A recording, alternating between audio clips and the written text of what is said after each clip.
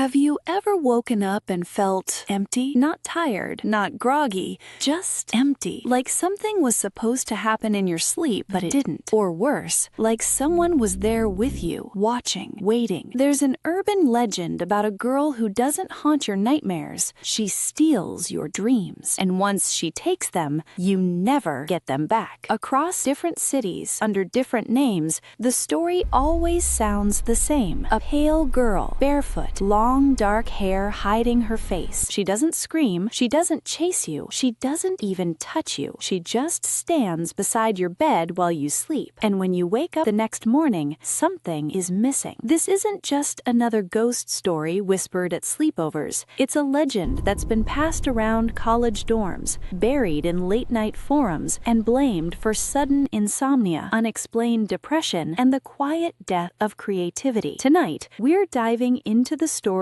of the girl who walks through bedrooms at 3:17 a.m. The one who leaves no footprints, no fingerprints, only silence, and the slow unraveling of your mind. The earliest modern account surfaced in a small apartment complex in northern Chicago in the late 1990s. 3 neighbors, same floor, same week. Each of them woke up at exactly 3:17 a.m. Not from a nightmare, not from a noise. They just woke up, and each one described the same thing. A girl standing at the foot of their bed. She looked about 13, maybe 14, skin pale to the point of almost glowing in the dark, long black hair hanging forward, covering her face like a curtain. She wore what looked like an old-fashioned white nightgown, thin and slightly translucent, but the strangest detail, she wasn't looking at them, she was looking at the ceiling, as if something invisible hovered above the bed. One of the residents, a woman named Carla, said she tried to scream but couldn't move. Doctors later called it sleep paralysis, but Carla insisted it wasn't that, because before the girl vanished, she smiled, and Carla felt something leave her body. Not pain, not cold, just a sensation of something being gently pulled away. The next morning, Carla realized she couldn't remember her dreams. Not that she forgot them, it felt like she'd never had them at all. The other 2 neighbors reported the same thing. No dreams, no fragments, no vague emotional leftovers, just blackness. At first, they laughed it off. Who complains about not having nightmares? But over the next few weeks, something changed. Carla had been an artist for 20 years. Suddenly, she couldn't paint. She would sit in front of a blank canvas for hours and feel nothing. No inspiration, no images in her mind. One neighbor, a writer, developed severe insomnia. He said there was no point in sleeping anymore. There's nothing waiting for me there, he told a friend. It's just empty. The third neighbor spiraled into a depression that doctors struggled to explain. 3 people, 1 week, 1 silent visitor. And that was only the beginning. By the early 2000s, online forums began filling with eerily similar accounts. Different cities, different countries, same time. 3:17 a.m. Same description. A young girl, hair obscuring her face, bare feet, white nightgown, and always the same aftermath, loss of dreams. One anonymous post read, "She leaned over me. I couldn't see her eyes. I felt pressure in my head, like something was being pulled through a straw. When I woke up, I knew I'd lost something important." Psychologists labeled it mass hysteria fueled by internet folklore. Sleep experts blamed parasomnias and stress. But then came the harder cases to dismiss. A film student in Toronto documented his experience for 6 months. After seeing the girl once, his vivid nightmares stopped completely. At first, he celebrated, but soon he realized he couldn't visualize anything anymore, not even while awake. He failed his cinematography courses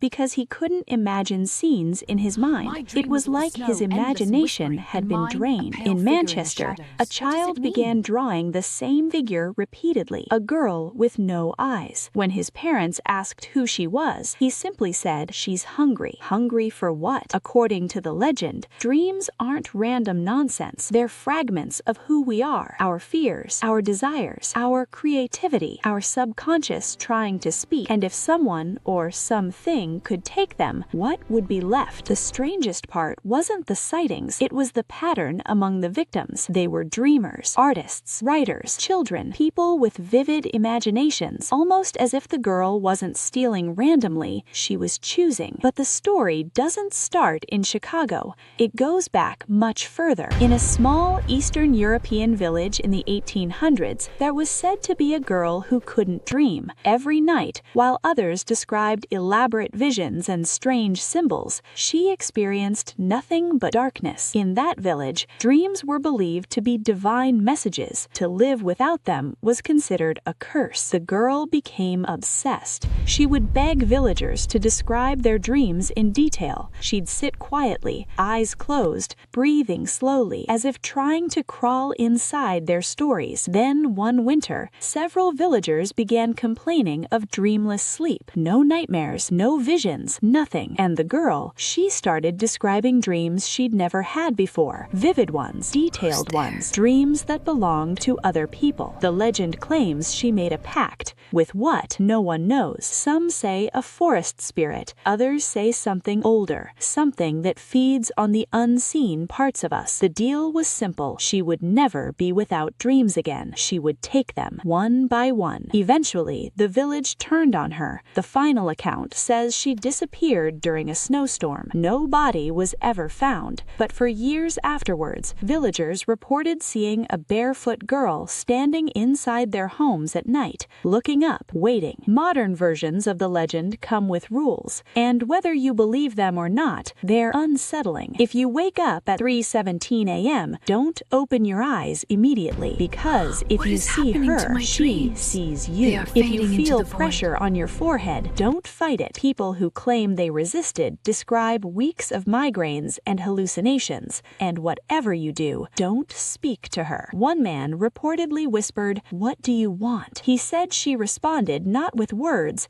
but with a sound like wind passing through hollow bones. After that night, he didn't just lose his dreams, he began losing childhood memories. Now, skeptics will say this is suggestion, that once you hear the legend, your mind fills in the rest. Fear is powerful, but several people reported encounters before ever learning about the story. So how do you explain that? Shared archetypes, collective unconscious, or something that moves quietly between us? Feeding. There's a medical condition called aphantasia, the inability to visualize mental images. Most people who have it are born that way, but in rare cases it appears suddenly after trauma or after extreme sleep disturbances. On a small online forum dedicated to dream loss, users began noticing patterns. Waking at 3:17 a.m., a shadowy female figure, permanent loss of dreams. Some installed cameras in their rooms. Most captured nothing, except one clip where a bedroom door slowly creaked open at exactly 3:17 a.m. No visible person, just movement. Of course, doors expand and contract with temperature changes. That's the logical explanation. Logic is comforting until it's 3:17 in the morning and you wake up and the room feels heavier than it should. Maybe the girl isn't a ghost. Maybe she's a manifestation of burnout, of lost creativity, of the way adulthood slowly erodes wonder. Or maybe she's real, and every time someone stops dreaming, she grows stronger. So tonight, when you fall asleep, pay attention. If you wake suddenly, if the air feels thick, if you sense someone standing quietly at the foot of your bed, don't look up.